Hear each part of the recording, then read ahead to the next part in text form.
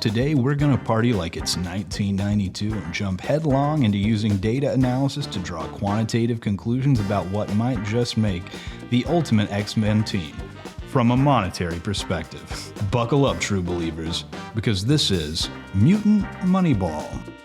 When most people think of Moneyball, they think of Brad Pitt and Jonah Hill waxing statistical while building an elite baseball team on the cheap. So using this equation in the upper left right here, I'm projecting that we need to win at least 99 games in order to make it to the postseason. We need to score at least 814 runs in order to win those games and allow no more than 645 runs. The overall point is an exercise in valuing each individual character on the X-Men roster in a variety of data-driven ways. Take this quote from the Forbes magazine Technology Council. When most people think about currency, they think of dollars and euros. Data is currency. It's material, and both consumers and enterprises carry it. For all compiled open data and formulas for R language analysis and visualization, be sure to visit the Mutant Moneyball GitHub repository link in the description. In September of 1963, Stan Lee and Jack Kirby introduced a different kind of superhero team to the world. These were humans born with strange abilities, more like uncanny afflictions than the onset of superhuman responsibility. Early X-Men issues are extremely rare. The X-Men, for all intents and purposes, were considered a flop, and this consideration wouldn't change until well into the 1970s. The 1960s data is the least variable of any of the eras we're analyzing because almost every issue features the same core X-Men team. Cyclops, Marvel Girl, later known as Jean Grey, and the Phoenix, Beast, Angel, and Professor X. The most valuable mutant of the 1960s is Eric Magnus, aka Magneto, coming in at a value of $44,841 per issue. The least valuable mutant of the 1960s is Alex Summers, aka Havoc, coming in at a value of $4,315 per issue. In 1975, Marvel's editor-in-chief, Len Wein, along with illustrator Dave Cockburn, decided to relaunch the X-Men title with the release of giant-size X-Men #1, aptly titled Second Genesis. This book didn't kill off or ignore the original X-Men, but instead brought aboard an entire new team with hopes of bringing diversity of gender and nationality to a Marvel title, as the publishing company itself had seen a rise in international readership. The most valuable mutant of the 1970s is John Proudstar, aka Thunderbird, coming in at a value of $46,126 per issue. The least valuable mutant of the 1970s is Eric Magnus, aka Magneto, with an average of $497 per issue. The 1980s. This is by far the most intriguing decade for X-Men value data.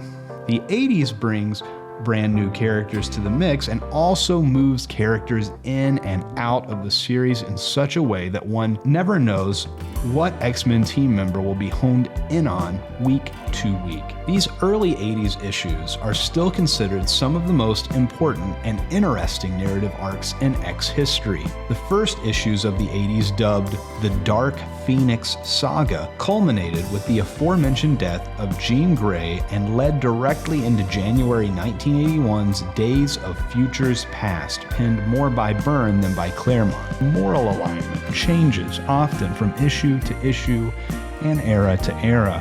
A villain like Magneto has understandable fury as a member of a marginalized group. This takes place from the very first issue on. And yet, 200 issues later, this character leads the very team he fought vehemently against. New characters introduced in this era had mixed favorability. Heroes like Rogue, Psylocke, and Longshot didn't debut in X-Men, but would grow to be identified with X-Men over time. Forge, Dazzler, Rachel Summers, and Jubilee all make their debuts in this era. But these characters' first appearances don't necessarily equate to the heftiest price tags, which says something about the nature of the story arcs of the 80s. Issue number 141 marks the first installment of the two-issue Days of Futures Past arc, and is also the highest-selling Heritage auction sale for the 1980s runs. The most valuable mutant of the 1980s is Jean Grey, aka the Phoenix, with an average of $1,205 per issue.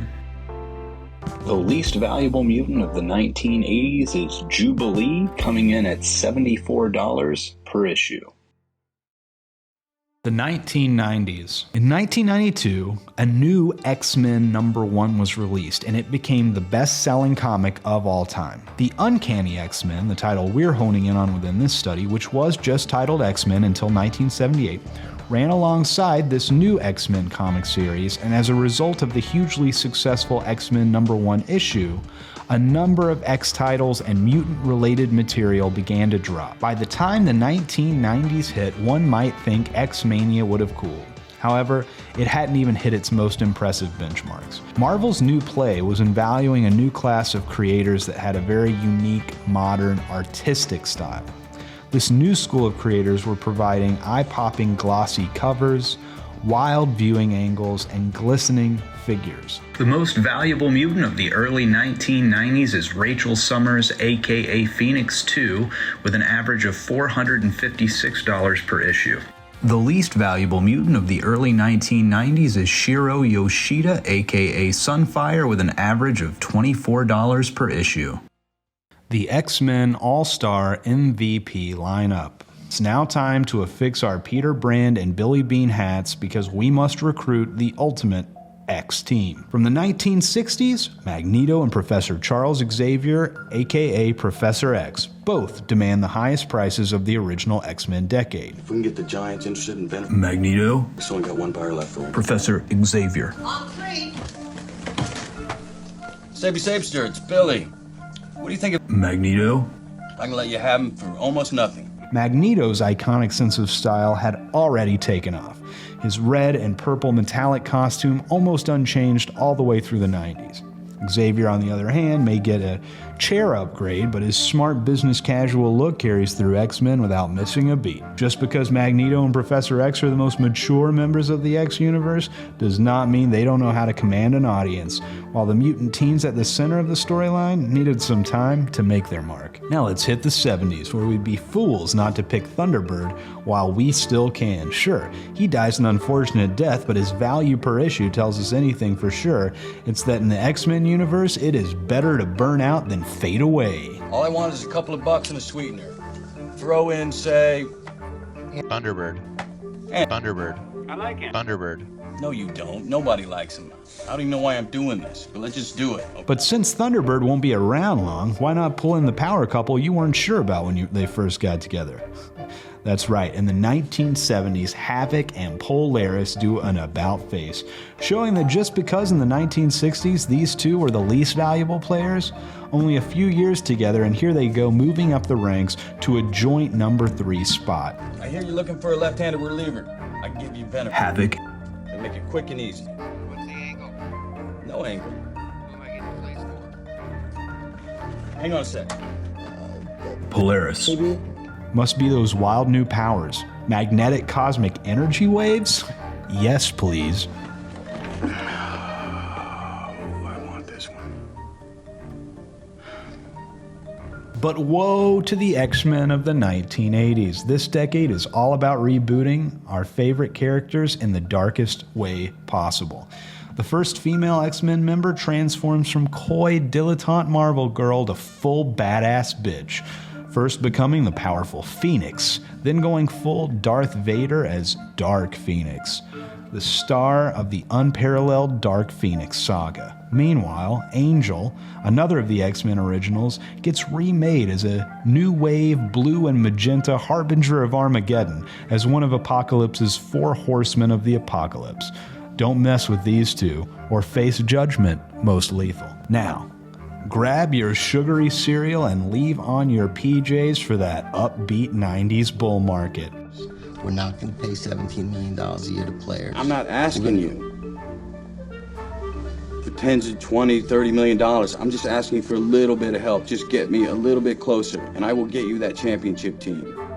And nobody can talk 90s X-Men swagger without Gambit, a Louisiana native with the unique ability to turn playing cards into deadly weapons while wearing bright pink shirts under a forest green jacket and totally pulling it off. Now, if that isn't fodder for a cartoon show, I don't know what is. And finally, who can leave out Storm? Storm never had a chance to truly be a most valuable, because win or lose, this weather warrior was playing her heart out on the metaphorical field. From her inception in 1975 through issue number 299, she's almost always featured. We had to present Storm with the coveted Wilshire 5000 Award for being the X-Team member most reflective of the total X-Men market value overall. All hail the beloved overworked Kenyan goddess of weather Aurora Storm Monroe. So please, a round of applause for your 2022 Mutant Moneyball All-Star team. The best way data can be analyzed is by making data more open and available, and this article hopes to do this in a fun, engaging way. Thanks to eBay and Heritage for making their data open and available. Thanks to Hadley Wickham for his creation of ggplot2.